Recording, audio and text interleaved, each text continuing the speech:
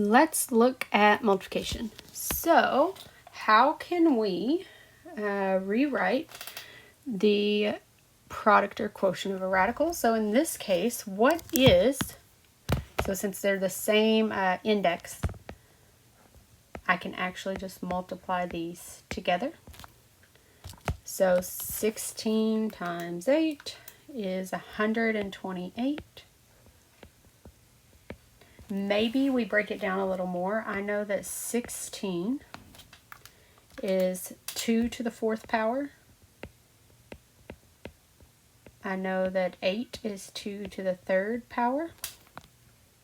So I really have 2 to the 7th power. So let's say that you did not know that, and you're like, Ms. Ridner, your brain is not my brain. Let's try it this way. So we got 128 by our calculator. Let's do that factor tree like we did in 5-1. So we're going to divide. I know it's even, so I just know it's divisible by 2.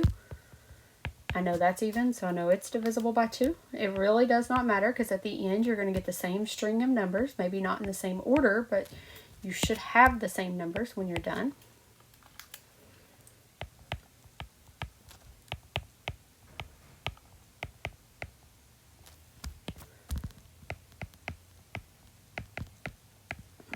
Going into this next problem here.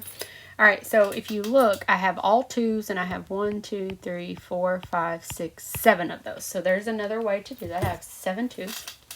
Now remember, so I'm going to come over here.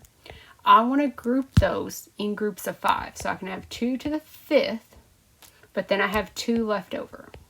Okay, so these are going to allow that to cancel. So here's how you can break that down one more step to help you out. So I'm going to do the 5th root of that guy, and I'm going to do the 5th root of 2 squared. So these will cancel to just give me 2. These just become 2 to the 2/5 power, and there's nothing that can be done with that. So oftentimes we just leave it as 5th root of 4. So I have 2 times the 5th root of 4 as my final answer there. So let's look at that.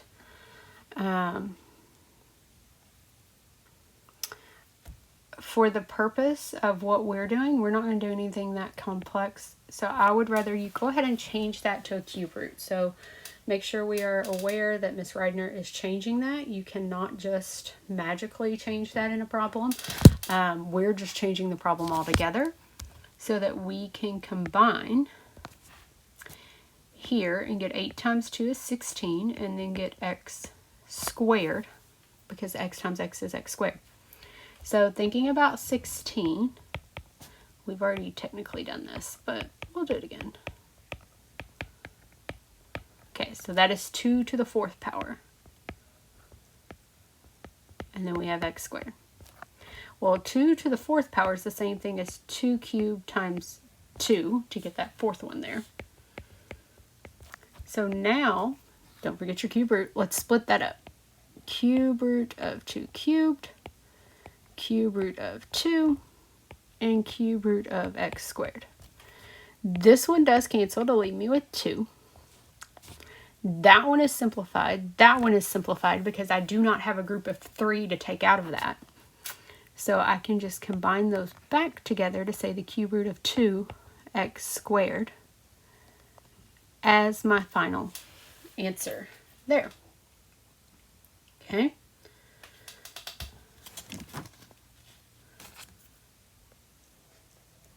Next, I could also sometimes reduce radical form. So this one, you do cube root of the top, cube root of the bottom, which the cube root of 9 is just 3, but I still have the cube root of m. And then here I have the cube root of 2n. All right, take a breather because we're in for some fun. When we have a radical in the denominator, we do not like that. So think back to pre-calculator days. Dividing by a radical is much more difficult than just dividing by a whole number or a fraction or anything like that. So what we're going to do is make that cancel with each other. So remember, I need m cubed to be able to cancel. So I'm going to make another m here and another m here. Now I have m cubed, right? 1, 2, 3 of them. But what I do to the top, or sorry, what I do to the bottom, I must also do to the top, so that they would technically cancel, keeping it the same.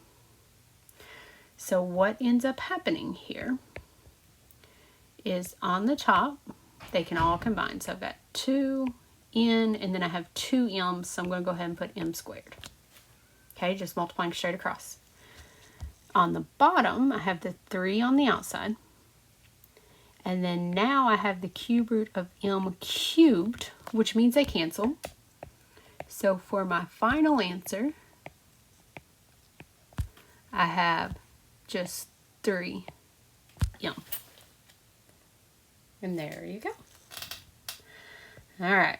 This is where you can take a little pause, practice some multiplying and simplifying. There's an activity in Canvas just to make sure that you have it and you understand.